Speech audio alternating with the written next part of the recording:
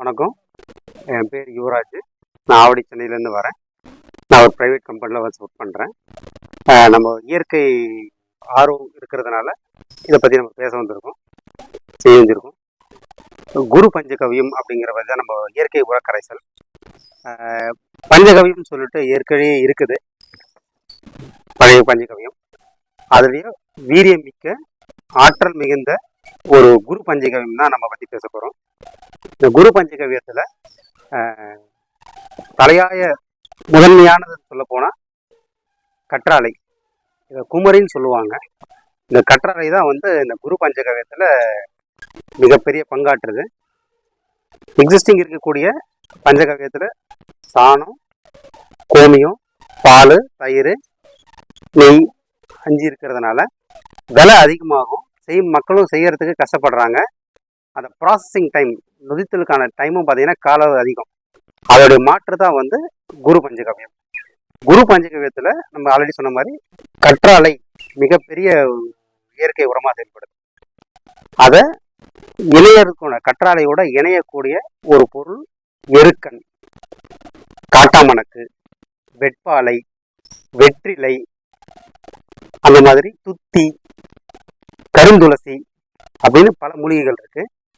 இதை ஏதாவது ஒரு மூலிகைகள் யாருக்கு என்னென்ன கிடைக்குதோ அந்த மூலிகைகளுக்கு இணையான ஒரு மூலிகையை சேர்த்து ஒரு ஜெயநீர் ஃபார்மேஷன் பண்ணிட்டு அதோட போதுமான அளவு நொதித்தலுக்கான நாட்டு சர்க்கரை சேர்த்து ஒரு குரு பஞ்சகவியம் பயன்படுத்த போகிறோம். சரிங்களா? இப்போ நம்ம குரு பஞ்சகவியத்தில் எருக்கன் குரு பஞ்சகவியம் எப்படி செய்ய போகிறத நம்ம பார்க்க போகிறோம். சரிங்களா? வாங்க பார்ப்போம். வணக்கங்க. இப்போ நம்ம குரு பஞ்சகவியம் செய்முறை விளக்கத்தை பார்க்க போகிறோம். இதுக்கு தேவையான பொருட்கள் என்னென்னு பார்க்கும்போது சாணம், கோமியம், நாட்டு சக்கரை, கற்றாழை என்கிற குமரி, எருக்கும். நம்ம எருக்கு வச்சு செய்ய போகிறோம். அதோட நமக்கு தாய் திரவம், இதை வச்சு தான் நம்ம செய்ய போகிறோம். இப்போ நம்ம செய்ய போகிற அளவு பார்த்தீங்கன்னா 10 லிட்டர் குரு பஞ்சகவியத்துக்கான அளவு என்னங்கிறத பார்த்துப்போம். 10 லிட்டருங்கிறதுனால 1 கிலோ சாணம், 1 லிட்டர் கோமியம் ரெண்டுத்தையும் சேர்க்க போகிறோம்.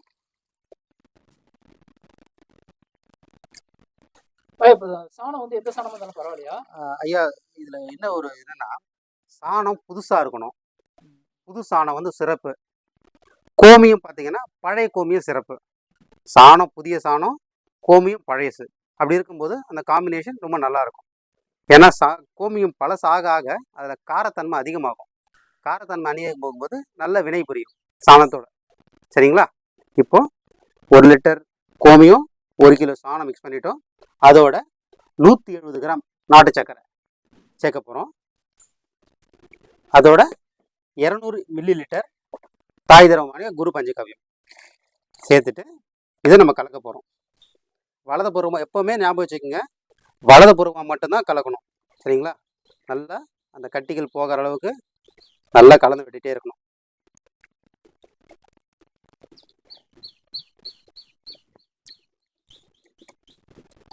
இப்போ இந்த சாணம் இது எந்த எருமாடு சாணம் அந்த மாதிரி எந்த சாணமா இருக்கலாம், இல்லை நாட்டு மாட்டு சாணம் எதுனா இருக்கா? இல்லைங்கய்யா, சாணம் போடுவது மாட்டு சாணம் தான். எருமை மாட்டு சாணம் யூஸ் பண்ணக்கூடாது. மாட்டு சாணத்தில் எந்த மாடாக இருந்தாலும் பரவாயில்ல, ஜெர்சி மாடாக இருந்தாலும் பரவாயில்ல. நாடு மாடு தான் சிறப்பு. பசுமாடு, நாட்டு மாட்டு பசுமாடுங்கிற சிறப்பு. ஏன்னா அதில் தான் பஞ்சகவியம் நல்லா. எருமை மாட்டு சாணம் யூஸ் பண்ணக்கூடாது. பசுமாட்டு சாணத்தில் நீங்கள் கண்டுக்குட்டி சாணம் யூஸ் பண்ணிக்கலாம், எதுவான யூஸ் பண்ணி எருது கூட யூஸ் பண்ணிக்கலாம். ஆனால் எருமை மாடு யூஸ் பண்ணக்கூடாது. சரிங்களா? மாட்டு சாணம். மாட்டு சாணம் இவ்வளோ அது ஃப்ரெஷ் சாணம் அப்படிங்க, இவ்வளோ நேரத்தில் எடுக்கணும் அப்படி அதெல்லாம் இருக்கா? இல்லை இல்லையா, இன்னைக்கு பொழுதுக்கு எடுத்துக்கலாம்.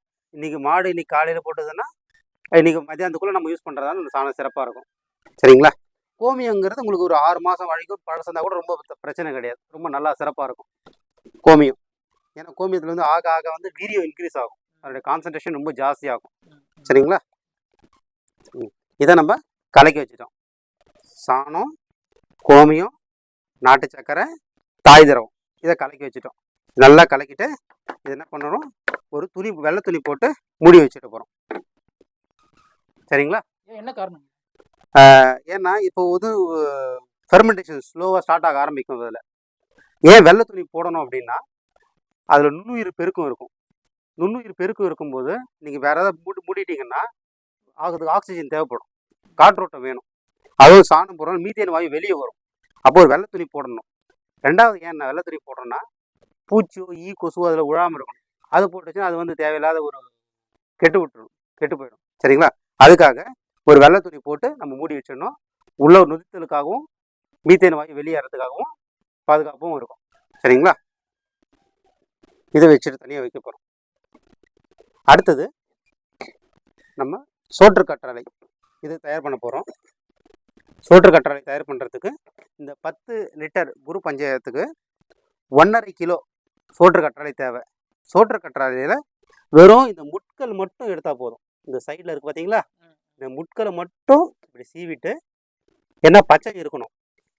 சோற்று கற்றாழையில் என்ன சிறப்புன்னு பார்த்தீங்கன்னா, சோற்று கற்றாழை உள்ளே இருக்கிற அந்த சோறு ஜெல் அப்படி இருக்குது பார்த்தீங்களா, இது வந்து செடிகளுக்கு வளர்ச்சி ஊக்கியாக பயன்படுது. செடியோட பூஸ்டப். இதனுடைய தோல், இந்த கசப்புத்தன்மை, தோல் வந்து கசப்பாக இருக்கும். உள்ள இருக்க ஜெல்லு வந்து நம்ம இனிப்பை சாப்பிடவும் செய்வாங்க.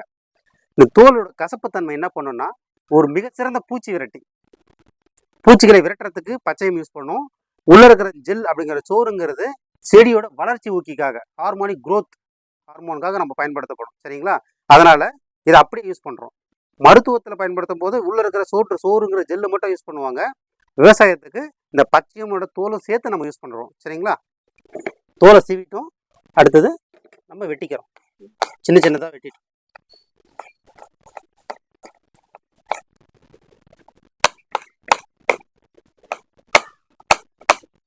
சின்ன சின்னதாக நறுக்கிக்கிறோம். சரிங்களா? 1.5 கிலோ சோற்று கற்றாழை நமக்கு தேவை.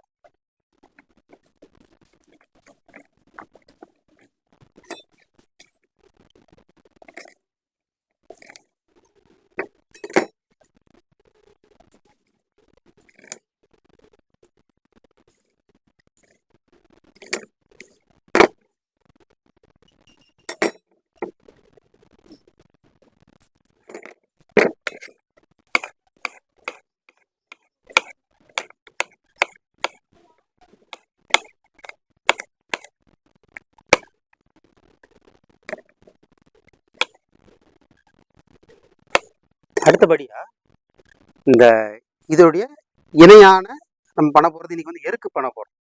எருக்கு சோற்று கற்றாழை எவ்வளோ எடுக்கிறோமோ அது அளவில் சரி பங்கு பாதி தான் எடுக்க போகிறோம்.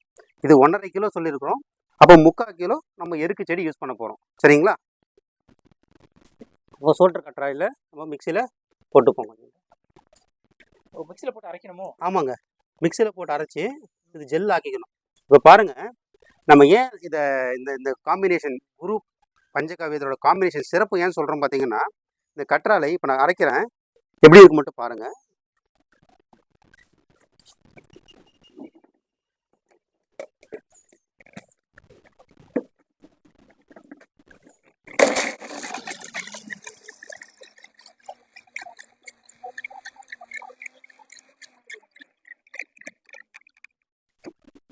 இங்கே வாங்க, இங்கே பாருங்கள், இதனுடைய வழவழப்பு தன்மை எப்படி இருக்கு பாருங்க. அப்படி வழவழன்னு இருக்கு பாருங்க. அந்த சோற்று கற்றாழையுடைய ஜெல் பார்த்தீங்களா, வழவழப்பு தன்மையாக இருக்குது. இந்த வழவழப்பு தன்மையை நீராக்கணும். குழன்னு இருக்கு இல்லையா, வழவழன்னு இதை நீராக்கணும். இதுக்கு இந்த நீர் ஆக்கிறது பேர் தான் ஜெயநீர். அதனால இந்த காம்பினேஷன் வந்து நம்ம சிறப்புன்னு சொல்கிறோம் குரு பஞ்சகாவியத்தில். இப்போது கற்றாழை போட்டு அரைச்சிருக்கோம், அது அப்படியே இருக்கட்டும்.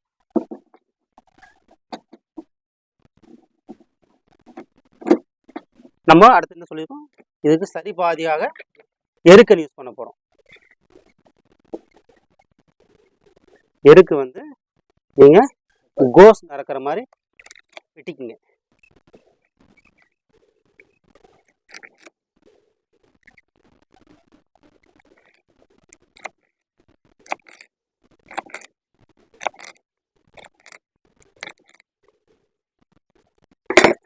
இதை இந்த சோற்று கற்றாழையோட சேர்த்து அப்படிதான் போட்டு அரைக்கணுங்க ஐயா. அப்படி அரைக்கும் போது என்ன ஆகும்னா, உங்களுக்கு தண்ணி தேவைப்படாது. ஜெல்லே வந்து ஒரு தண்ணியாக செயல்படும். இப்போ போட்டு அரைச்சிங்கன்னா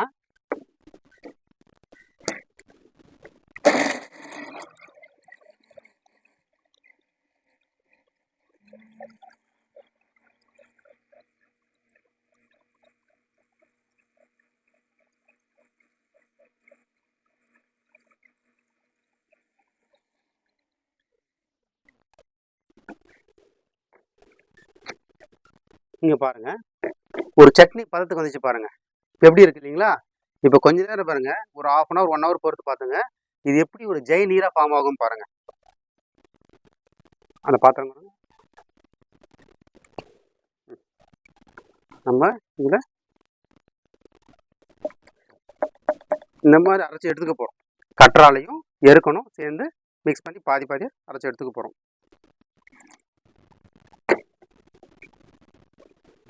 கற்றாழை போட்டுக்குங்க. திருப்பியும்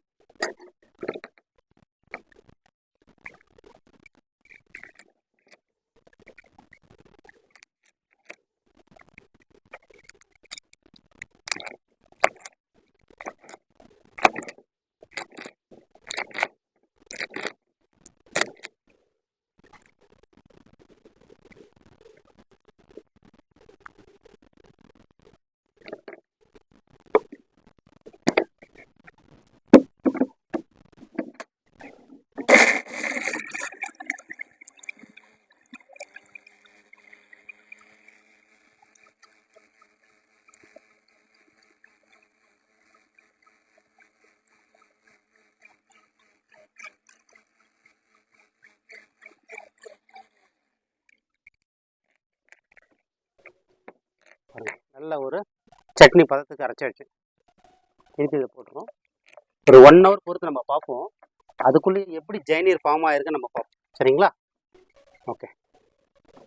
இப்போ ஜெயநீர் ஆனதுக்கப்புறம் பாருங்க, நம்ம நல்லா அரைச்சிருக்கோம். கற்றாழையும் எருக்கும் சேர்த்து எவ்வளவு கெமிக்கல் ரியாக்ஷன் இவ்வளோ இது நடந்துட்டு இருக்கு. ஒரு 24 ஹவர்ஸ் கழிச்சு நம்ம இதை பார்ப்போம் எப்படி நடந்திருக்குன்ட்டு. இப்போ க்ரீமாக இருக்கு. இப்போ 24 ஹவர்ஸ் கழிச்சு இது கூட நாட்டு சக்கரை சேர்க்க போகிறோம். இப்போ 24 ஹவர்ஸ் கழிச்சு நம்ம பார்ப்போம் இது எப்படி இருக்குன்ட்டு. சரிங்களா? நம்ம கற்றாழை எருக்கு நல்லா மிக்சியில் அரைச்சி வச்சுக்கணும் இல்லைங்களா? அரைச்சி முடிஞ்சோடனே எந்த ஒரு குப்பையும் உள்ள போகாத அளவுக்கு வெள்ளை துணி போட்டு மூடி வச்சிடணும். சரிங்களா? ஓகே. இதை வந்து நாளைக்கு 24 ஹவர்ஸ் கழிச்சு அதில் நம்ம நாட்டு சக்கரை ஆட் பண்ண போகிறோம். நம்ம குரு பஞ்சகவ்யம் இந்த கற்றாழை எருக்கு கலந்த கலவையை ஒரே நிமிஷம், 2 மணி நேரம் வச்சாச்சு. அதுதான் சொல்லுங்க. 2 மணி நேரம் இல்லை, இது 2வது நாள். அது சொல்லுங்க. அதாவது வரேன். அப்படி வரீங்களா? சரி, நான் அவசரப்பட்டனோ? இன்னைக்கு நமக்கு 2வது நாள் குரு பஞ்சகவ்யம் கற்றாழை எருக்கு கலந்த கலவை வந்து 24 ஹவர்ஸ் ஆயிடுச்சு. நல்ல ஜெயநீர் ஃபார்ம் ஆகிருக்கு பாருங்க. ஃபுல்லாக நீர்த்து இருக்கு. இதில் நம்ம 170 கிராம்ஸ் அதில் நம்ம சாணம் கூமியத்தில் போட்ட அதே அளவு நாட்டு சக்கரை இதில் போடுறோம். எதுக்காகன்னா இன்னும் நொதித்தல் நல்லா வரதுக்காக போட்டுட்டு 24 மணி நேரம் கழிச்சு தான் இதை நம்ம போடணும். அப்போ தான் வந்து நல்ல ஜெயநீர் ஃபார்ம் ஆகிட்டு இப்போ வந்து நொதித்தல் நடக்க ஆரம்பிக்கும். இப்போ 2வது நாள் ஆகிருக்கு. 2வது நாள் தான் நம்ம கலக்கிறோம். திருப்பியும் நல்லா கலந்துட்டு ஒரு வெள்ளை துணி போட்டு நம்ம மூடி வச்சிடணும். இதுக்கப்புறம் எத்தனை நாள் எடுக்கணும் சொல்லுங்க. இது 2வது நாள் முடிஞ்சுது. 4வது டெய்லியுமே நம்ம கலக்கி விடணும். காலை மாலை இருவேளை வந்து 2 முறை வலது பக்கமாக கலக்கணும். இப்போ 4வது நாள் தான் நம்ம வந்து தண்ணீர் கலக்க போகிறோம். இப்போ 2வது நாள் கலக்கி வச்சாச்சு. நம்ம 4வது நாள் தான் சாணம் கோமியம் கலந்த கலவையும் கற்றாழை எருக்கன் கலந்த கலவையும் கலக்க போகிறோம். சரிங்களா?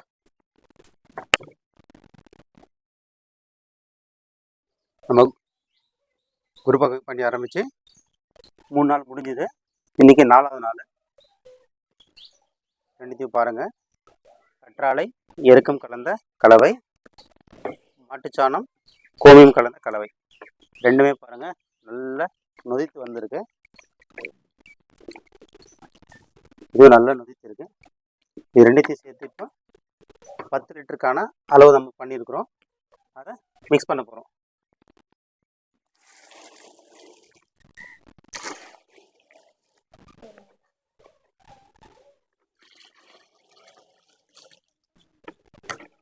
அதோட குரு பஞ்சகவ்யம் பயன்படுத்திய மண் ஒரு கைப்பிடி. எல்லாமே குரு பஞ்சகவ்யம் தெளிச்ச இடங்கனால ட்ரையான மண் ஒரு கைப்பிடி போட்டுட்டு 10 லிட்டருக்கான அளவு தண்ணீர் நம்ம ஊற்றிட்டு வலது பக்கம் 60 முறை தினமும் இப்படி கலந்து வைக்கும்போது நல்ல நொதித்தல் ஏற்படும். சரிங்களா? நம்ம கலந்து வச்சிருக்கோம் இல்லைங்களா? 4th டே இன்னைக்கு. 10th டே இன்னும் 6 நாள் பொறுத்து 10வது நாள் 4வது நாள் முடிஞ்சிச்சு. 5 6 7 8 8 நாள் முடிஞ்சு இன்னும் 4 நாள் பொறுத்து ரெடி டு யூஸ்க்கு வந்துடும் நமக்கு இந்த குரு பஞ்சகாவியம். சரிங்களா? இப்போ நொதித்தல் ஸ்டார்ட் ஆகிருக்கும். இனிமேல் நொதித்தல் வந்து தண்ணீரோட கலந்து நொதித்தல் நல்லா ஃபெர்மெண்டேஷன் நடக்கும். ஃபெர்மெண்டேஷன் நடக்கும்போது இந்த மாட்டுச்சாணம் வந்து மேலே உப்பி வரும். டெய்லி கலக்கும் போது அது நீர்த்து ஃபைனலாக வந்து செடிமெண்ட் ஃபுல்லாக தண்ணி உள்ளே போயிடும். இது வரைக்கும் குரு பஞ்சகாவியத்தில் இப்போ கடல் நீர் சேர்க்க போகிறோம். கடல் நீருங்கிறது என்ன அளவுன்னா 1:30 30 லிட்டருக்கு 1 லிட்டர் கடல் நீர் சேர்க்குற அளவு தான் நம்ம சேர்க்க போகிறோம். ஏன் கடல் நீர் சேர்க்குறோன்னா, கடல் நீர் வந்து முதலில் தோன்றிய உயிரினங்கள் வந்து கடலில் தான் உற்பத்தி ஆச்சு. கடலில் நீர் கலக்கிறது பார்த்தீங்கன்னா எல்லா ஏரி அருவி எல்லா நீரும் எல்லா கனிம சத்துக்களும் கடல் நீரில் இருக்குது. அதனால் கடல் நீரோட அளவு அந்த சரியே விகிதத்தில் தான் கலக்கணும். 1:30 அப்படிங்கிற ரேஷியோவில் தான் கலக்கணும். இப்போ நம்ம 10 லிட்டருங்கிற பண்ணதுனால ஒரு 300 ml கடல் நீர் மட்டும் நம்ம கலக்க போகிறதில்ல. ஏன்னா ரொம்ப ஃபாஸ்ட்டாக நொதித்தல் நடக்கிறதுக்காக. சரிங்களா? ஒரு 300 ml கடல் நீர் இதில் கலக்கிறோம். கலந்து நல்லா கலக்கி விட்டணும். கலக்கி விட்டுட்டு 60 முறை கலக்கிட்டு இதை பழையபடி மூடி வச்சிடணும். வெள்ளை துணி போட்டுட்டு மூடி வச்சிடணும். தினமும் காலை மாலை இருவேளை வந்து வலது புறமாக 60 முறை கலக்கணும் நம்ம. சரிங்களா? நம்ம குரு பஞ்சகாவியம் பண்ண ஆரம்பித்து இன்னையோட 7வது நாள். தினமும் காலை மாலை இருவேளை நம்ம கலக்கிட்டு இருக்கோம். பாருங்கள், நல்ல ஃபெர்மெண்டேஷன் ஆகிருக்கு, நல்ல நீர்த்து இருக்குது. இது வந்து இப்போ 7வது நாளுங்கிறனால இது அவ்வளோதான். 1 லிட்டருக்கு 50 மில்லி லிட்டர் 50 ml வந்து வேறு ஸ்ப்ரே பண்ணுறதுக்கு யூஸ் பண்ணணும். அதே தர வழியாக நீங்கள் தரை பாசனம் செய்கிறதா இருந்தால் 1 லிட்டருக்கு 100 ml 1:10% கொடுக்கணும். மேலே ஸ்ப்ரே பண்ணுறதா இருந்தால் 5% அளவுக்கு கொடுத்தா போதுமானது. இந்த குரு பஞ்சகாவியம் வந்து செடிகளுக்கு மேல் உரம் அடி உரம் எந்த ஒரு செயற்கை உரங்களும் தேவையில்லை. இந்த குரு பஞ்சகாவியம் ஒன்றே போதும். இதனுடைய விதமான வளர்ச்சி என்னன்னா, செடிகளுக்கு பசுமை கொடுக்கும், மண்ணுக்கு நல்ல ஒரு ஈரத்தன்மையும் இந்த பொதபதங்கிற மண்புழுக்கு ஏற்ற தன்மையும் கொடுக்கும் மண்ணிற்கு. மேலும் பூக்கள் நல்லா செடிகளுக்கு பூக்குகின்ற தன்மை, காய்கின்ற தன்மை, இந்த பூக்கள் கொட்டுகின்ற அந்த தன்மையும் எல்லா நோய்க்கும் எல்லா பிரச்சனைகளுக்கும் ஒரே ஒரு இயற்கை உரம் அப்படின்னு சொல்ல போனால் குரு பஞ்சகாவியம் மட்டுமே. இதை வந்து நிறைய அன்பர்கள் வந்து பயன்படுத்தி அவங்களுடைய ஃபீட்பேக் அவங்க பதிவு பண்ணியிருக்கிறாங்க. ரிசல்ட் ரொம்ப நல்லா வந்திருக்கு. இதை தான் நாங்கள் உங்களுக்கு சொல்லிக் கொடுக்குறோம்.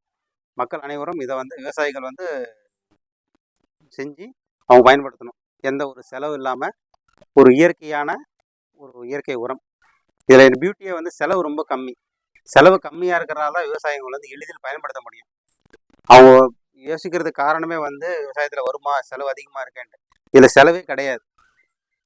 மாட்டு சாணம் கோமியம் எல்லாம் எளிதில் கிடைக்கக்கூடியது, எருக்கும் எங்கே பார்த்தாலும் கிடைக்கக்கூடியது. கற்றாழை மட்டும் நீங்கள் வீட்டில் செடி வச்சிங்கன்னா போதும். அது தண்ணி இல்லைன்னா கூட நல்லா வளரக்கூடிய தன்மை உடையது. நாட்டு சக்கரை மட்டும் பண்ணணும் நொதித்தலுக்காக. மற்றபடி எளிதில் செய்யக்கூடிய ஒரு இயற்கையான அபரிவிதமான ஒரு வீரியமிக்க ஒரு இயற்கை உரம் குரு பஞ்சகாவியம். நன்றி.